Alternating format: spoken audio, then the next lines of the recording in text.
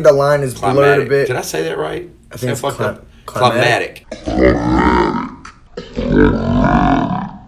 I am James Sweezy. I got a felony and a Facebook page. Those are my qualifications. Like, know what you're going through. You know what I'm saying? Alright, so everything's rolling. Just tell people what's going on. We're rolling? Yep. Tell me your day's starting fucked up.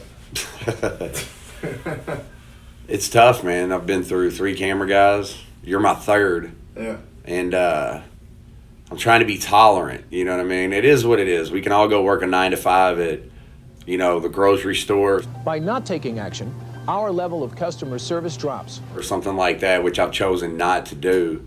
And it just, you understand, it wears on you sometimes. You know what I mean? I've been up since 8 o'clock this morning, pacing the hotel, been to the pool, been outside, made a trip to Walmart. My brain is just not stimulated at the moment, but being the glue of the social media in the company, you know what I'm saying, trying to hold it together, trying to get the equipment, the camera people, the hotels, and then, of course, my buddies over there. What time is it?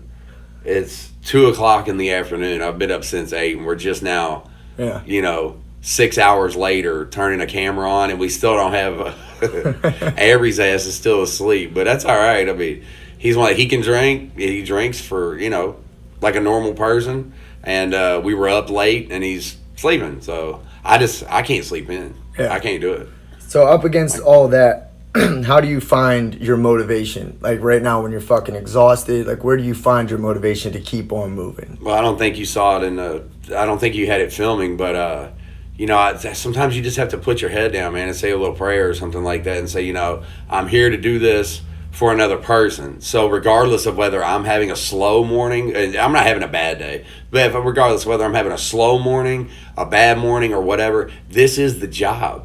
When you work a 9 to 5, if you go to Walmart to work, your boss, the company, and all them really do not care if you're having a bad day. You have to leave your life at the curb, then you go into work and do your job, at least try to. Yeah. And then come out of work and then go on back and finish life. You got to find a way to shut it off. And that's just what I have to do. I have to remember that when I'm tired, whenever we've been traveling a lot, and there's a lot of a push and pull. You got people at the event saying, where y'all at? What time are we doing this? What time are we doing that? And you're trying to communicate with the rest of the team that, we really try to pull everything together. And when you're in the middle of all that, it's exhausting. And things, just like in life, don't go the way you want them to. Yeah. And start to become, I'm not a patient person at all. I don't want to be patient. My mother said if you pray for patience, lines will get longer, traffic will get heavier, all that type of stuff. So we pray for tolerance. I'm a tolerant person. And that's my tolerance that I'm trying to display right now is, hey, I do have the choice to go work a 9 to 5 and make minimum wage if I don't like what I'm doing. So. Yeah. But, again, not having a bad day, but the way to stay motivated is remember who you're doing it for. There's people counting on you to show up in an event, counting on you to be motivational, counting on you to say the stuff that they saw you saying online, the reason they invited you out, right?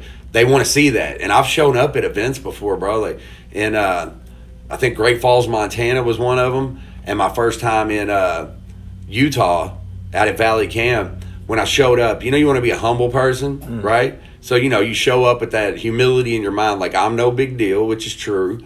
So I'm going to be quiet and walk around and say hi to everybody. And then when it's my hour to speak or whatever, it was 3 hours in Montana, but whenever my hour to speak shows up, then I'll kick in and do all that. I'm starting to realize that's not what people want. Whenever they bring you in, like the moment you step off the plane, you work for them. You show up at their events, their times, their planning, this and that. And at least from what I gather, while you're doing that, while they're introducing you to their boss that paid for you to come out or whatever it is, they want you to display what they saw in you online. So at least in what we're doing right now, there's such thing as being overly humble about it and be like, I'm just going to be quiet. Then you walk into a room and everybody's waiting for you to say or do something and you don't do it. And then you walk out of the room, they're like, well, that sucked. You know what I mean? Yeah, it's like dance. Right. Yeah. Exactly. Dance. You're here now. I want to see you dance. Oh, yeah. I saw you dancing online. You show up, and then we're here, and it's like, okay, I don't get to see you dance now. See you later. It's like, Do you think anticlimactic. You think the line is blurred a bit? Did I say that right? I think it's climatic. The line is blurred, right, between what you do. So there's a lot of substance in what you do, and there's a lot of entertainment, right? How do you balance that? You know what I mean? How do you balance between the true substance and just being entertaining? You have to. The way I do that is whatever people have saw in me or whatever it is that I go out and do, whether I'm speaking somewhere or meeting people, I deliver the same message, right? That from before, I stick to my beliefs. So if you tell the truth about your message and stick to your beliefs, that'll hold itself. And then I don't try to be entertaining. I don't try to force it or anything like that. It's 100% realism is what it comes down to. I'm goofy. I tell jokes. I remember being out there in the madness, needle in your arm, mixing Xanax and Rockettes together and snorting them and going to court, going to jail, showing up in a jumpsuit, being carted around in a jail van so you can go to court and all that type of stuff. And I didn't laugh.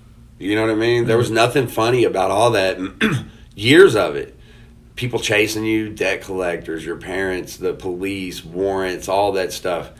And I didn't get to laugh, dude. So when I went to the healing place in Louisville, Kentucky, about 60 days in, after things, 60 days off of narcotics and all that, my mind started to clear up a little bit, started to think a little bit differently or whatever. I noticed that we could get up in the morning. It was almost like being in college. We get up in the morning, everybody gets dressed, and it smells like Axe body spray and asshole all in the freaking place. It's a homeless shelter. And everybody's putting their backpacks on, getting their notepads and pens. Then we take off walking together, and it's a 1.5 mile walk to class and a 1.5 mile walk back.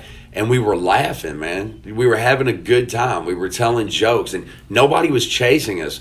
At least at the place I went, you don't have to work. You didn't have a job. You got your clothes out of the clothing closet. The food was provided. So I didn't have all these responsibilities of life. I got to sit all that down for a while and work on myself. But whenever I sat all of that down and that pressure was relieved, there's no more warrants, nobody's chasing me, I got to laugh again.